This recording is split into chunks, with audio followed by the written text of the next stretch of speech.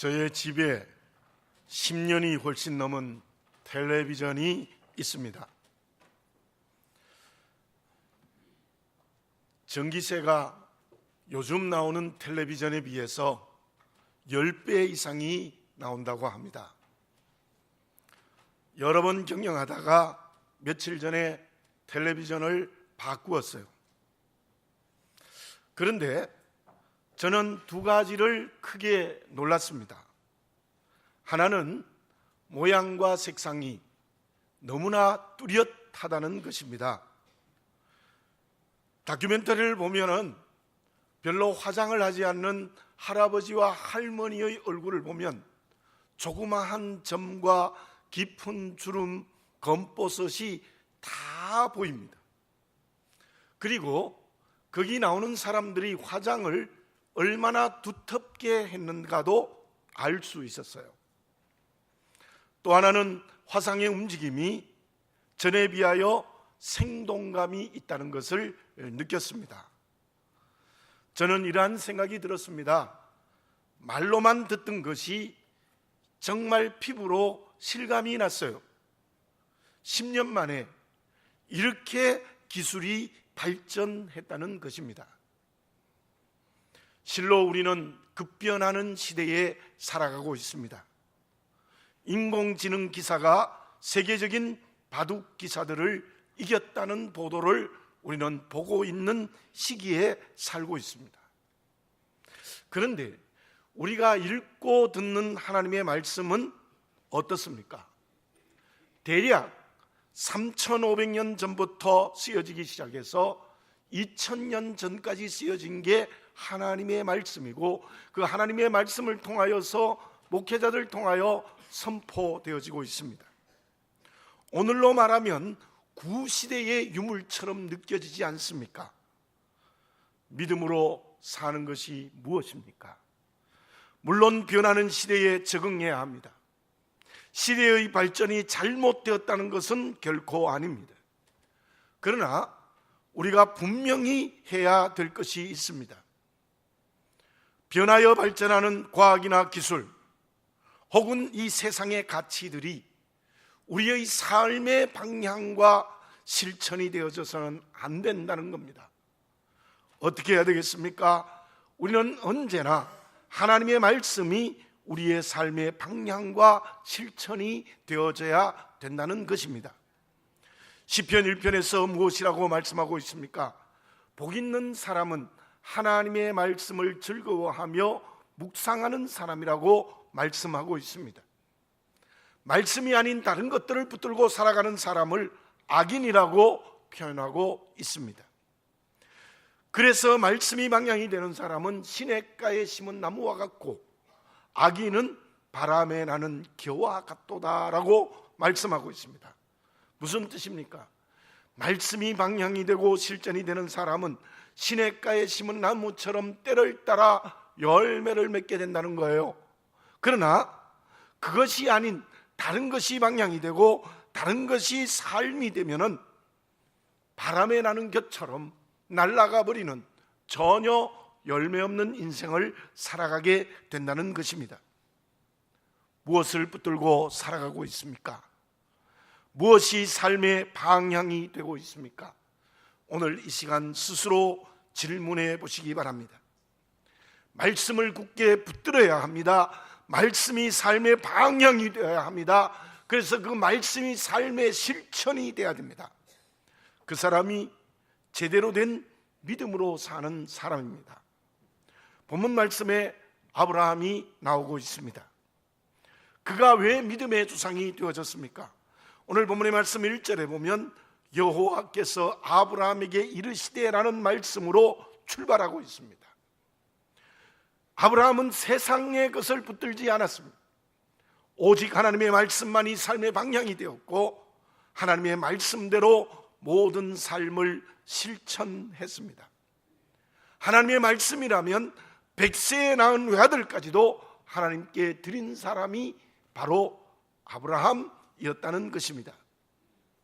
분명히 알아두시기를 바라겠습니다. 아무리 시대가 바뀌어도 하나님의 말씀이 진리입니다. 어떤 환경에도 적용될 수 있는 유일한 가치가 오직 하나님의 말씀입니다. 어떤 관계에서도 변하지 않는 진리가 오직 하나님의 말씀입니다. 사도행전 18장 5절에 이러한 말씀이 있습니다. 바울이 하나님의 말씀에 붙잡혀 유대인들에게 예수는 그리스도라 밝히 증언하니, 바울은 오직 하나님의 말씀에 붙들려서 유대인들에게 예수님을 그리스도라고 밝히 증언했다는 것입니다. 아모스 8장 11절에 이러한 말씀이 있습니다. 주 여호와의 말씀이니라. 보라, 날이 이를지라. 내가 기근을 땅에 보내리니 양식이 없어 주림이 아니며 물이 없어 가람이 아니요 여호와의 말씀을 듣지 못한 기갈이라. 이때 우리에게 무엇이 중요합니까? 양식이나 물이 없어서가 아닙니다. 말씀이 없어서 기갈입니다. 우리 모두 오늘 예배를 드리면서 하나님의 말씀을 굳게 붙드시기 바랍니다. 말씀만이 삶의 방향이 되어지시기를 바라겠습니다. 오직 하나님의 말씀만이 모든 환경과 관계를 푸는 열쇠임을 확실하게 믿으시는 우리들이 되어져야 될 줄로 믿습니다. 그러면 하나님의 말씀을 굳게 붙들고 말씀대로 살기 위해서 어떻게 해야 하는 것입니까? 일을 미루어 행동하지 않는 것을 유예라는 말을 씁니다. 법적인 용어 가운데도 집행유예라는 말이 있습니다. 그 말의 뜻은 벌에 대한 집행을 미룬다는 뜻으로 쓰여지고 있는 것입니다. 유예라는 말은 본래 노자에게서 나온 말입니다. 유라는 말은 원숭이를 가리킵니다. 원숭이는 나무를 타거나 먹이를 먹일 때에 의심이 많고 매우 조심한다고 해서 유라는 말을 썼고, 예라는 말은 코끼리에서 나온 말입니다. 그 한자에 전부 코끼리, 원숭이라는 말의 뜻이 들어가 있어요. 코끼리의 특성은 주저하는 것입니다. 주저하는 사람을 코끼리는 겨울에 강을 건너는 것과 같다는 말을 합니다. 무슨 말인가 하면 얼음이 꽝꽝 얼었는데도 코끼리는 얼음의 강을 지날 때에 조심조심하며 천천히 지나간다는 것입니다. 유예라는 말은 즉시 선택하지 못하고 내일로 미룬다는 뜻이죠. 유예라는 말이 사람을 살아가는 데 매우 필요할 때가 있습니다. 그러나 어떤 경우에는 유예가 인생을 그르칠 수도 있습니다. 본문의 말씀에 나타난 아브라함을 봅시다. 제가 1절을 다시 봉독해 드립니다. 여호와께서 아브라함에게 이르시되 너는 너의 고향과 친척과 아비집을 떠나 내가 내게 보여줄 땅으로 가라. 고향과 친척과 아비집을 떠나라. 그리고 내가 너에게 보여줄 땅으로 가라. 그때 아브라함이 어떤 대답을 했습니까? 또 어떻게 행동했습니까? 유예했습니까? 주저하며 미루었습니까? 그렇지 않습니다. 바로 응답을 합니다. 4절에 보면 이에 아브라함이 여호와의 말씀을 따라갔고, 하나님이 그렇게 명령하셨을 때 주저하지 않고 유예하지 않고 당장의 여호와의 말씀을 따라 순종하는 행동을 했다는 것입니다. 그 당시는 유목사회입니다. 그래서 고향이라는 곳은 매우 소중합니다. 생존의 기초이며 삶의 터전입니다. 특히 갈대아 우르는 풍요한 곳입니다. 문화적으로 발달한 도시였습니다. 더군다나 아브라함의 집은 큰 부자였다고 합니다. 그런데 가나안은 어떤 곳입니까?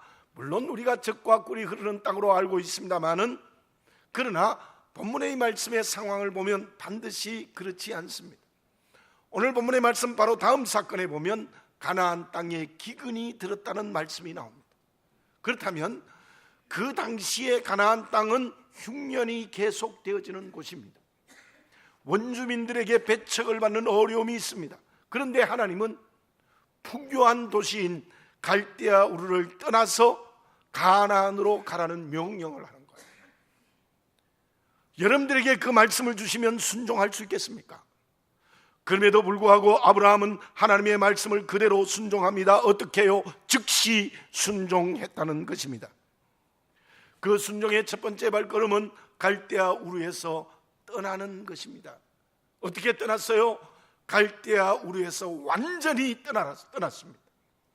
아브라함은 가장 먼저 떠나라는 말씀에 순종한 것입니다. 그렇다면 아브라함이 갈대아 우르에서 떠나는 것이 어떤 의미가 있습니까? 단순히 장소만 떠나는 것이 아닙니다. 갈대아 우르는 우상이 지배하는 곳입니다. 우상의 문화가 갈대아 우르의 문화입니다. 아브라함의 아버지 데라는 우상을 만들어 파는 우상장사라는 설이 있습니다. 그렇다면 아브라함은 우상과 함께 살았습니다. 우상의 문화를 따라갔습니다. 아브라함이 갈대아 우르를 떠났던 것은 잘못된 우상과 그 문화를 떠난 것입니다. 이 시간 하나님이 우리에게 말씀하고 계십니다. 너의 갈대아 우르를 떠나라. 지금 나에게 우상에 매여 있지 않습니까? 우상의 문화에 젖어 있지 않습니까? 그 우상은 보이지 않는 것을 포함합니다. 물질일 수도 있습니다. 지위일 수도 있습니다. 잘못된 사상이나 생각일 수도 있습니다. 그 우상과 문화를 떠나야 합니다. 주저하면 안 됩니다. 유예하면 안 됩니다. 지금 바로 떠나야 되는 것입니다. 사랑하는 교우 여러분들, 이 무더운 여름에 오늘 교회에 나와서 예배를 드릴 때에 그냥 드리고 떠나면 안 될 것입니다. 지금 나에게 고치지 못하고 있는 우상에 붙들리고 우상의 문화대로 살아가고 있는 내 모습이 있습니까? 하나님은 지금 우리에게 명령하고 계시는 것입니다. 지금 곧 떠나라는 명령입니다. 우리 모두 오늘 이 예배를 드리면서 아브라함처럼 하나님의 말씀이 우상의 문화, 우상을 붙들고 있는 곳에서 떠나라는 그 음성이 있을 때 떠나는 결단을 지금 하는 우리 모두가 되어져야 될 줄로 믿습니다. 그리고 또 하나 떠나야 하는 이유가 있습니다. 그것은 오직 하나님의 손을 잡는 믿음 때문입니다. 갈대아 우르에 있으면 의지할 것이 너무 많아요. 풍요한 물질도, 또한 연결되는 관계, 눈에 보이는 우상 등입니다. 이제는 오직 하나님만 의지하라는 뜻에서 떠나라는 말씀입니다. 지금 내 인생을 지탱하고 세워주며 성공의 길로 인도하는 것이 있습니까? 필요할 수 있습니다. 그러나 그것이 하나님의 자리에 있으면 그것을 떠나야 합니다. 우리의 믿음의 대상은, 우리가 의지해야 될 대상은 오직 하나님밖에 없습니다. 누가 비겁한 사람입니까? 누가 용기 있는 사람입니까? 말씀대로 떠나는 사람이 진짜 용기 있는 신앙인입니다. 하나님이 떠나라고 말씀하신데도 떠나지 않는 사람이 비겁한 사람입니다. 그 사람이 믿음이 없는 사람입니다. 오늘 성령이 주시는 용기 있는 그리스도인이 되어지시기를 바라겠습니다. 비겁해지지 마시기를 바라겠습니다. 야곱을 우리가 생각해 봅시다. 야곱이 루스 땅에서 하나님을 만납니다. 그때 야곱이 이스라엘이 되어졌습니까? 아니에요. 하나님을 만났음에도 불구하고 야곱은 외삼촌 라반의 집에서 20년 살면서 온갖 인위적인 지혜와 꾀를 다 동원해서 많은 자녀들과 내 아내와 그리고 엄청난 두 때에 걸친 재산을 모았습니다. 다시 거기서 나와 광야로 갈 때에 에사의 군대가 쳐들어온다는 위기감을 느끼고 야복강 나루에서 기도드립니다. 정말 그때 기도는 야곱이 처절한 기도였습니다. 그때 하나님이 뭐라고 말씀하십니까? 이제 너희 이름을 야곱이라 하지 말고 이스라엘이라 하라. 너 이제부터는 남의 발뒤꿈치를 잡는 간사하고 사기치는 꾀있는 자가 되지 말고 하나님의 손을 잡는 이스라엘이 되라. 하나님이 함께하는 사람이 되라. 그렇게 되어졌습니까? 물론 그런 요소가 있지만 그때에도 부족했습니다. 정말 야곱이 이스라엘이 되고 오직 하나님만 의지하는 야곱이 된 경우는 어디입니까? 그것은 세겜을 떠날 때입니다. 세겜이라는 풍요한 도시에 가서 땅을 살고 그곳에서 천년만년 살려고 했습니다. 하나님의 말씀을 어긴 곳이었습니다. 딸 디나가 욕을 당하는 엄청난 어려움을 당하고 그로 인하여 아들들을 통하여서 살육전쟁이 벌어지는 때에 하나님이 명령합니다. 너는 이 세겜을 떠나 베델로 가라. 그때 야곱은 즉시 순종합니다. 모든 귀금속의 우상을 모아서 상수리나무에 묻어버리고 드디어 세겜을 떠나 베델로 올라갑니다. 세겜을 떠나는 야곱, 그때 비로소 이스라엘이 되어집니다. 그때 비로소 하나님과 함께하는 그릇이 되어진다는 사실입니다. 고린도 교회는 어떻습니까? 주님의 십자가의 은혜로 구원받은 공동체입니다. 거기다 특별한 은사를 많이 받았습니다. 병 고치는 것, 방언, 예언, 통역, 많은 은사를 받았어요. 근데 그 교회가 어떠했습니까? 바울을 따라가는 바울파, 베드로를 따라가는 게바파, 아볼로를 따라가는 아볼로파, 그 세 파에 들어가지 못하니까 그리스도파하고 네 번째 또 모았어요. 그들이 십자가의 은혜로 구원받았다 하면서 네 개의 파당을 지어서 교회를 굉장히 어지럽게 했던 거예요. 왜 그렇습니까? 말씀을 붙들지 않았습니다. 누구를 붙들었어요? 사람을 붙들었어요. 바울을 붙들고 베드로를 붙들고 아볼로를 붙들고 아무것도 없으니까 그리스도를 붙든다 이름만 가지고 또 붙들었어요. 그러니 고린도 교회가 그 지경이 될 수밖에 없었던 것입니다. 오늘 여호와께서 우리에게 이르시고 계십니다. 떠나라는 하나님의 명령입니다. 익숙한 것이 우상이지 않습니까? 의지하는 것이 세상의 것이지 않습니까? 하나님의 말씀대로 용기 있게 떠나시기를 바라겠습니다. 아버지 되시는 하나님이 책임지시고 나를 가나안 땅으로 인도해 주실 것입니다. 롯과 같이 소돔에서 지체하지 마십시오. 그 모습이 오늘의 우리의 삶이 아닙니까? 때가 찼다고 지금 주님이 우리에게 말씀하고 계십니다. 지금 오늘 이 시간이 하나님이 주신 때입니다. 주저하지 맙시다. 지체하지 맙시다. 유예하지 맙시다. 말씀대로 나의 세겜, 나의 갈대아 우르를 떠나는 용기 있는 그리스도인이 되어지시기를 바라겠습니다. 그 사람이 하나님의 말씀을 붙들고 살아가는 사람이고, 그 사람이 하나님의 말씀이 삶이 되어 살아가는 그리스도인이라고 말할 수 있습니다. 그러면 하나님의 말씀대로 떠나는 용기를 실천할 때 하나님은 어떤 은혜를 주시며 우리는 그 은혜 앞에서 어떻게 해야 합니까? 당태종이 중국 역사에서 가장 현명한 왕이었다고 합니다. 그 이유는 그 당태종에게 세 가지의 거울이 있었대요. 하나는 얼굴을 보는 거울, 또 하나는 충신이라는 거울, 또 하나는 역사라는 거울이었다고 합니다. 당태종에게 위징이라는 신하가 있었습니다. 늘 위징이 조언하는 말을 듣고 선정을 베풀었다고 합니다. 그런데 그 위징이 나이가 많아 세상을 떠났습니다. 그때 태종이 이런 말을 했습니다. 구리로 만든 거울은 의관을 단정히 할 수 있다. 역사의 거울은 흥망성쇠를 아는 거울이다. 사람을 거울 삼아 나의 득실을 알 수 있는데 이제 세 개의 거울 중에 하나를 잃었구나 하며 위징의 죽음을 탄식했다는 고사가 있습니다. 우리에게도 이러한 거울이 필요할 것입니다. 특히 믿음으로 사는 우리에게는 어떤 거울이 있어야 되겠습니까? 말씀의 거울입니다. 말씀대로 순종하고 말씀대로 살아야 합니다. 아브라함은 말씀이 거울이 되어 순종하고 떠나는 실천을 했던 것이죠. 그때 아브라함에게 하나님은 어떤 은혜를 주셨습니까?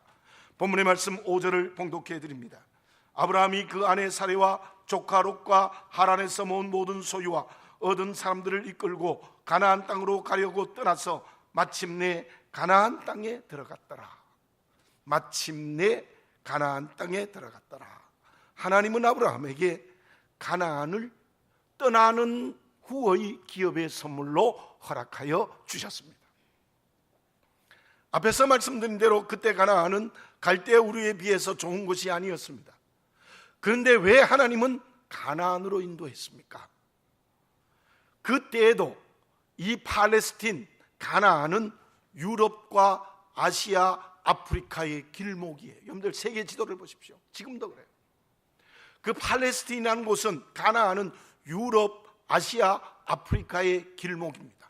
동서문화의 교두보의 역할을 하는 곳이 그곳입니다. 전쟁을 하면 가나안을 통하여 유럽으로 아시아로 나가게 되어져 있습니다. 세계 무역의 길이 되기도 했습니다. 오늘 본문의 말씀 3절에 보면 너를 축복하는 자에게는 내가 복을 내리고 너를 저주하는 자에게는 내가 저주하리니 땅의 모든 족속이 너로 말미암아 복을 얻을 것이라.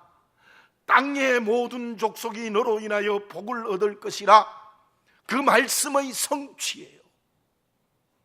가나안 땅을 아브라함에게 주신 이유는 하나님이 아브라함을 통하여서 세계 만민을 구원하려는 하나님의 뜻이 있었다는 거예요. 출애굽기 19장 5절과 6절을 보면은 하나님께서 시내산에서 모세를 불러서 10계명을 주시기 전에 무엇이라고 말씀하셨습니까? 세계는 다 나의 것이다. 온 세계가 다 하나님의 것인데 그 세계를 구원하기 위하여 너희를 제사장의 나라로 세울 것이다. 이렇게 말씀하셨어요. 그 말씀 역시 오늘 아브라함을 가나안 땅에 가게 하는 성취의 말씀이에요. 그뿐이겠습니까? 주님의 사역에서 오늘 말씀의 성취를 볼 수 있습니다. 예수님은 3년의 공생애 중에서 갈리 사역이 대부분이었어요. 고향에서 그렇게 하셨겠습니까? 주님은 그렇게 지역에 매이는 분이 절대로 아니십니다. 가난한 자와 함께 하시기 위함입니까? 그러한 이유도 있기는 있습니다. 그러나 그것이 전부가 아닙니다. 이 팔레스틴 중에서도요, 이 갈릴리가 세계로 나가는 길목이에요. 갈릴리를 지나 서쪽 해변으로 가면 애굽으로 갑니다. 갈릴리를 지나 다메섹 고대 바벨로니아 땅으로 나갈 수 있습니다. 더구나 갈릴리의 가버나움은 교통의 요충지가 되어 무역의 통로가 되어 있었습니다. 주님은 갈릴리 사역을 하심으로 세계의 모든 민족을 구원하려는 뜻이 있었다는 것을 볼 수 있습니다. 사랑하는 교우 여러분들, 본문을 가만히 깊이 보십시오. 하나님께서 아브라함을 택하셔서 말씀대로 순종시켜서 가나안 땅에 이르게 하셨다는 뜻이 무엇입니까? 그것은 세계를 구원하려는 하나님의 뜻이 그곳에 있었다는 것을 분명하게 볼 수 있는 것이에요. 하나님이 왜 우리에게 떠나서 어떤 곳으로 가게 하십니까? 하나님은 떠나게 하셔서 그 뜻을 이루는 곳으로 응답하시는 이유가 무엇입니까?